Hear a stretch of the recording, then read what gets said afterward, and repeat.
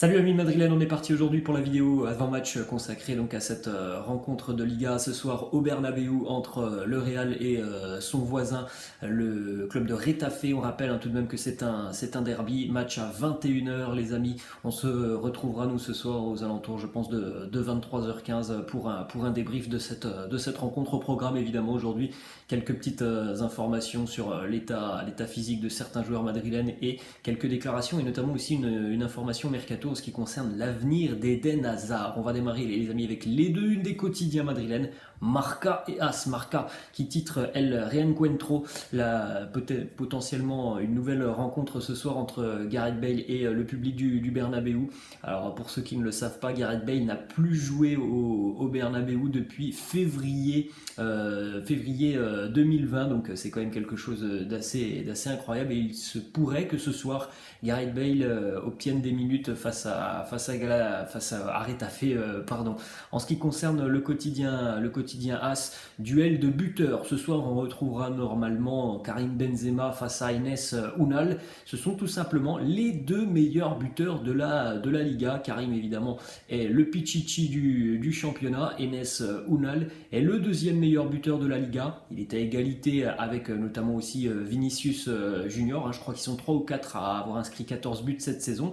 Mais voilà, on retrouvera donc ce soir les deux meilleurs buteurs du championnat face à face. Karim face à Enes Unal. On continue les amis avec quelques statistiques notamment sur les Real Retafe, les saisons précédentes au Bernabéu.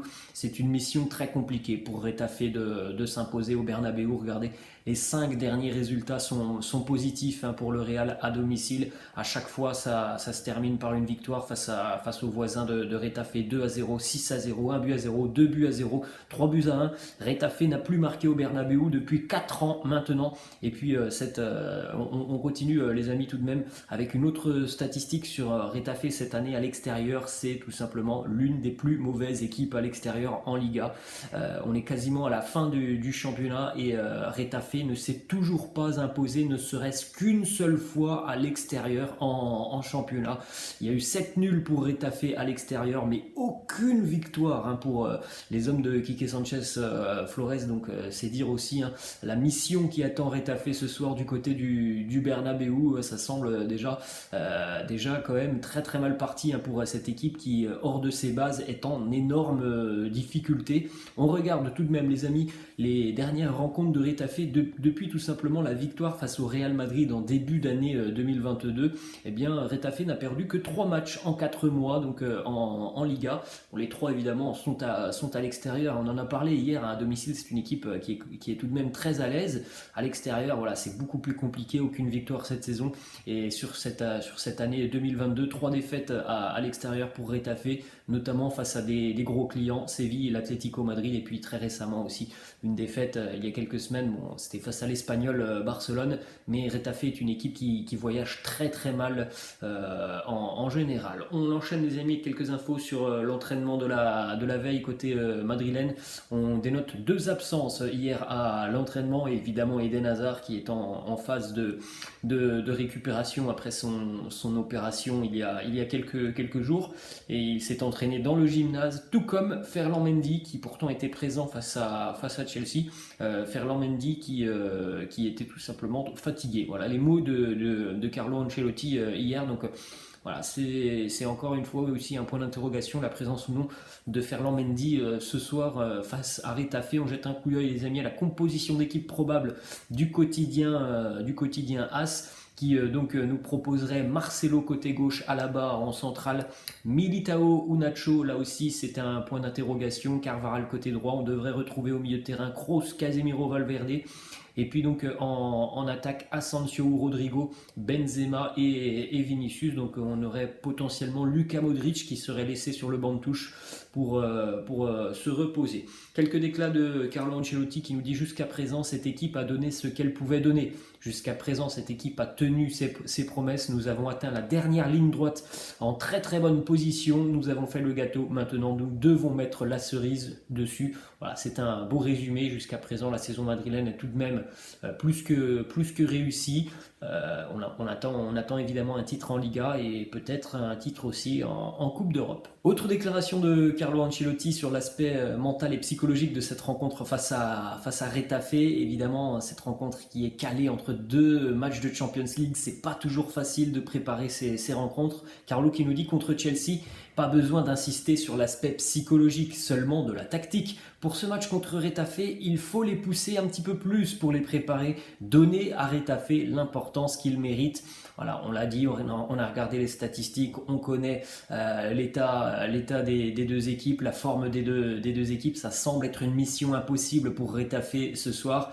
Après, dans le football, les amis, on sait que tout est possible et surtout, on sait que si on ne respecte pas son adversaire, eh bien, on va au-devant de grosses déconvenues. Donc, voilà, le Real, évidemment, a de grandes chances de s'imposer ce soir s'il met les ingrédients nécessaires pour ne serait-ce que rendre à Retafe ce qu'ils nous ont rendu au match, aller, c'est-à-dire un match très, très compliqué. Ensuite, on continue, les amis, avec une déclat de Carlo Ancelotti, justement aussi sur l'état physique des joueurs après cette rencontre intense du côté de Chelsea. Il nous dit la récupération, eh bien c'est toujours en cours, nous n'avons pas complètement récupéré. Demain nous avons un match très important pour le championnat, il l'a dit, certains joueurs sont encore un petit peu limités par rapport à l'intensité et à l'énergie qui a été laissée sur cette rencontre face au Blues. Justement, en ce qui concerne Ferland Mendy, il nous dit il ne s'est pas entraîné car il est fatigué, il a fait un travail individuel. Nous évaluerons demain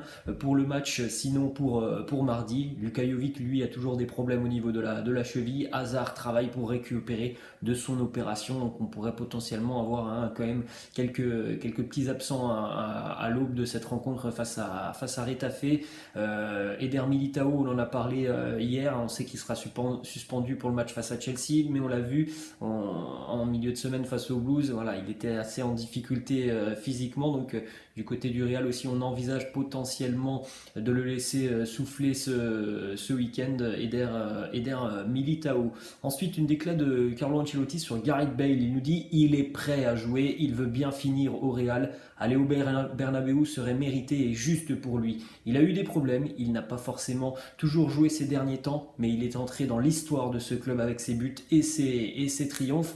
On l'a dit, il y aura peut-être du temps de jeu ce soir pour Gareth Bale. Ensuite, on a deux déclarations assez intéressantes de Carlo Ancelotti sur Karim Benzema, Erling Haaland et Kylian Mbappé, notamment sur l'arrivée de Haaland et Mbappé qui pourrait potentiellement poser des problèmes à Benzema. Voilà la réponse de Carlo qui nous dit avoir Karim comme collègue ne peut jamais être un problème. Je pense que là, on a vraiment trois joueurs qui ont envie tout simplement de réussir de grandes choses, qui ne mettent pas leur performance individuelle toujours en avant. Ils n'ont pas des égos surdimensionnés. Je pense que voilà, c'est un vestiaire qui pourrait travailler tranquillement avec ces trois joueurs. Il n'y a pas forcément de problème d'ego par rapport à ces trois joueurs. Donc je suis assez d'accord avec Carlo Ancelotti. Il ne me semble pas qu'il y aurait de problème dans un vestiaire avec Benzema, Haaland et Mbappé. Ensuite, la déclaration aussi de Ancelotti sur Haaland, il nous dit Benzema est et sera l'un des joueurs les plus importants de ce club à l'avenir.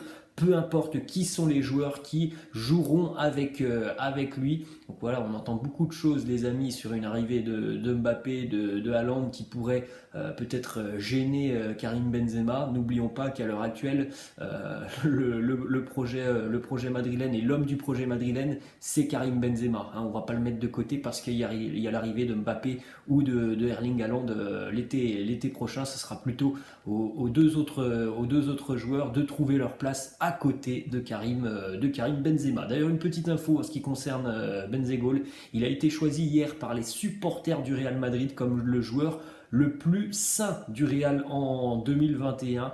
L'un des partenaires du Real Madrid, Sanitas, lui a décerné ce prix pour l'encourager à continuer à prendre soin de lui. On connaît l'exigence et l'éthique de travail de Karim Benzema qui fait attention à tout, que ce soit sur le terrain mais aussi en dehors en ce qui concerne la nutrition, les séances de musculation, les entraînements. C'est un véritable professionnel. Et on va donc terminer cette vidéo, les amis, avec une information information qui concerne Eden Hazard, confirmée par Foot Mercato. Arsenal souhaite obtenir le prêt d'Eden Hazard l'été prochain. Pour le moment, du côté du Real, c'est une possibilité. On n'exclut pas aussi de compter sur Eden Hazard l'année prochaine. Le joueur, lui, souhaiterait continuer avec le Real. Il pense qu'il a encore la possibilité de gagner sa place et il veut aller aussi au bout de son contrat. Voilà les amis, la fin de cette petite vidéo. Vous pouvez me laisser en commentaire vos pronos pour ce match entre le Real et Retafe. Nous, on se retrouvera ce soir après cette rencontre les amis. Je vous souhaite un bon samedi et puis je vous dis à ce soir. Ciao.